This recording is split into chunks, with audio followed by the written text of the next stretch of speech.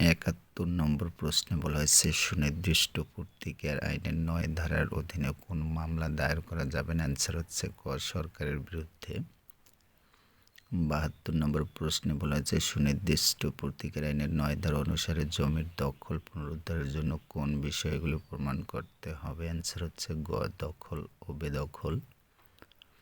৭৩ নম্বর প্রশ্নে বলা হয়েছে সরকার কর্তৃক কোনো ব্যক্তি তার জমি হতে বেদখল হলে সে মামলা করতে পারে। অ্যান্সার হচ্ছে খ, সত্য ঘোষণা ও দখল উদ্ধারের।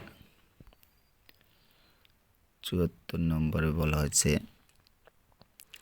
যিনি দখলে আছেন তিনি দখলে থাকিবেন, এটা সুনির্দিষ্ট পূর্তিকার আইনের কত ধারার নীতি? অ্যান্সার হচ্ছে খ, ৯ ধারা।